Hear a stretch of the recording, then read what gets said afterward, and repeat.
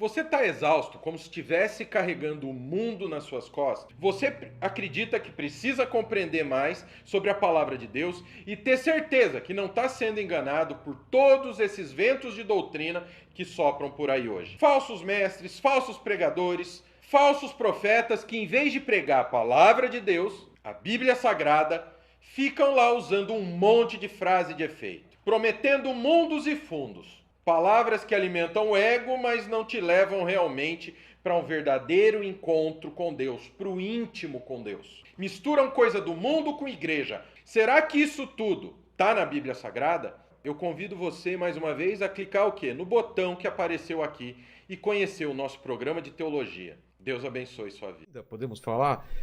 Porque o próprio Jesus falou da segunda vinda. Quem mais falou sobre a segunda vinda? Olha, todos os apóstolos falam da segunda vinda. Pedro fala muito da segunda vinda. Paulo fala muito da segunda vinda. João escreveu o Apocalipse. Exato. Fala da segunda vinda. Gente, se você eliminar o aspecto profético da Bíblia, você tira 40% da Bíblia. Jesus falou muito sobre a segunda vinda. Então, tem muita gente... É importante você explicar isso, ô Vilela. Eu acho bacana a tua pergunta. Porque tem gente que fala, não, vamos falar só da salvação, porque falar da segunda vinda a gente não entende muito, não sabe quando é. Mas eu te pergunto uma coisa, você está assistindo uma novela. Você gostaria de parar no meio da novela e não ver o fim? É claro que não. Um filme. Jesus, quando ele morreu e ressuscitou, todo o discurso dele... Não era o fim. Não era o fim. Todo o discurso dele é, eu vou voltar. E aí, não só quando ele morreu e ressuscitou, antes disso, ele já falava. Mas ali ele deixa claro que ele vai voltar. Entendeu? Lá em Mateus 24, 25, no chamado sermão profético, as últimas palavras de Jesus foi sobre a volta dele. Ele fala, assim como o relâmpago que sai do Oriente e vai para o Ocidente, assim há de ser a vinda do Filho do Homem. Ele promete que ele vai voltar. Lá em João capítulo 14, está na ceia, né? Na última ceia, você deve ter ido lá no cenáculo, lá em Jerusalém. Será? No Monte Sião, deve ter ido. Ah, sim, Monte Sião. Perto ali do túmulo de Davi, Tá. sabe? Em cima, você deve ter subido ali, né? Aquele lugar onde tradicionalmente dizem que é tanto a última ceia como o lugar onde desceu o Espírito Santo. Que era uma casa que foi emprestada por um amigo de Jesus. Ele era provavelmente um essênio. E o bairro dos essênios era ali o Monte Sião. Bom, por que eu estou dizendo isso? Alguma coisa eu ia falar que me fugiu. Hoje a minha cabeça... O que você perguntou mesmo, Du? Eu perguntei dos sinais, né? Quem falou... Não, mas o que eu você queria falou dizer... dos apóstolos, que já estavam avisando. Então, Aí falou da Santa Ceia, que foi nesse local. bom, Monte Sião. Jesus ele deixa claro que ele vai voltar. Por exemplo, lá no Monte das Oliveiras, quando ele começa a subir, os discípulos começam a ficar assim maravilhados. O anjo fala para eles, por que vocês estão assim tão maravilhados? Da mesma maneira que vocês estão vendo ele subir, ele vai descer aqui. Então está falando da volta dele. Então, Jesus, ele deixa claro que... lembrei. Obrigado, meu Deus. Porque era um argumento tão importante, ele fugiu, né? Tem que ficar um pouco mais atento, que às vezes eu estou perdendo aqui. Na última ceia, que está lá, que está expresso lá em João capítulo 14, tá aquele peso, né? Aquele peso, os discípulos estão vendo que a coisa provavelmente vai morrer. E aí ele começa um discurso lindo, ele diz assim, não se turbe o vosso coração. Crede em Deus, crede também em mim. Na casa do meu pai há muitas moradas. Se assim não fora, eu não vou-lhe teria dito. Eu irei, prepararei-vos lugar e voltarei para vós outros, para que onde eu estiver, vós estejais também. O que Jesus está dizendo para os discípulos? Eu estou indo embora, mas eu vou voltar. E eu vou buscar vocês para estarem comigo. Ele está falando do arrebatamento. Então, Jesus ele já começou a preparar os discípulos, porque ele estava achando que ele ia implantar o reino naquela hora. Né? No sermão de Mateus 24, eles estão primeiro lá na região do templo, né? E os discípulos olhando aquela coisa maravilhosa, e eles falaram, nossa, Jesus, que construção maravilhosa, né? E Jesus falou, pois é, não vai ficar pedra sobre pedra que não seja derrubada. Ele está profetizando o que aconteceria mais ou menos uns 37 anos depois. Porque em 70 depois de Cristo vieram os romanos e destruíram o templo.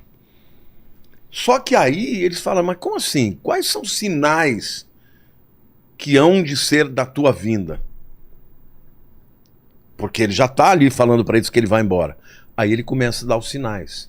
E na hora que ele começa a dar os sinais, ele fala de sinais da natureza, ele fala de sinais geopolíticos, de guerra contra guerra, ele fala de apostasia, de engano.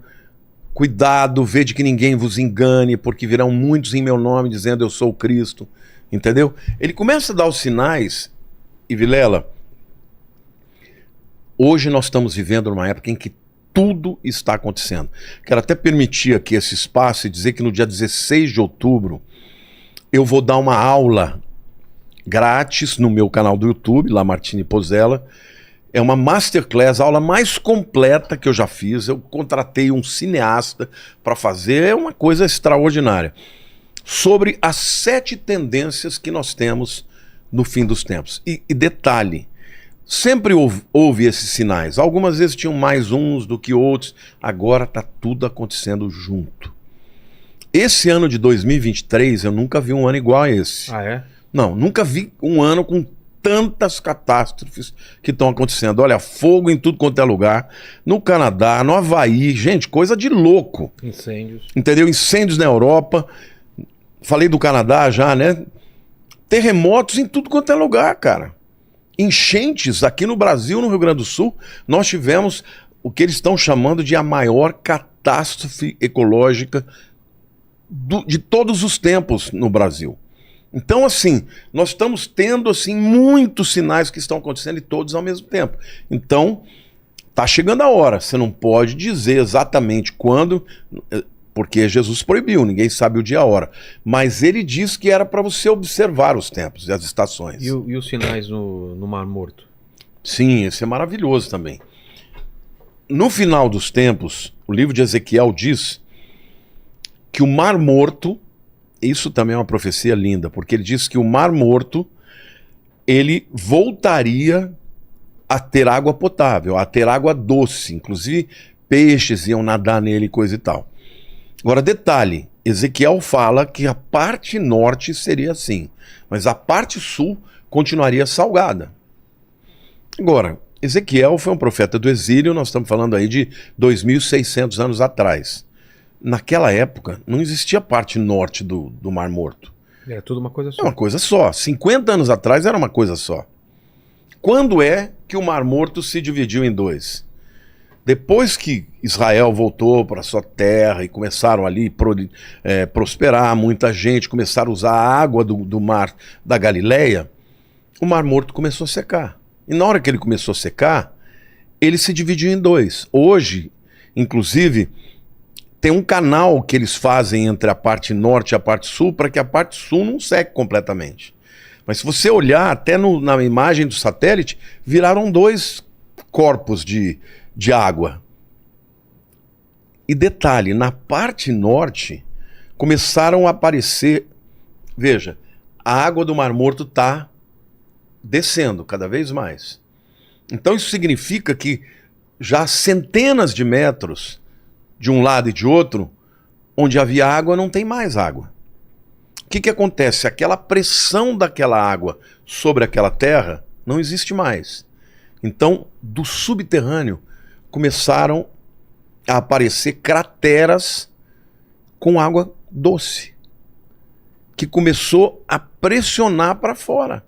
Não tem mais o peso da água empurrando para baixo, a água começou a vir de baixo para cima. De baixo. Hoje já tem mais de 9.000 crateras, chamadas de bolaines. Essas crateras de água doce, algumas são gigantescas, já tem peixes nadando. Então, a profecia começou a se cumprir.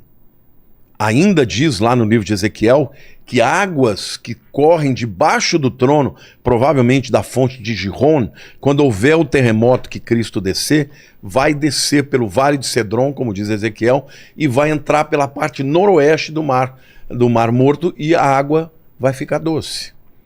E ali vai ter nas margens vegetação, árvores. Hoje, nós estávamos agora em Israel, o ônibus parou, tinha famílias de viadinhos comendo ali, já está aparecendo vida ali num lugar que era totalmente desértico. Então, sim, as profecias começaram a dar sinal, sem contar as outras do ponto de vista geopolítico.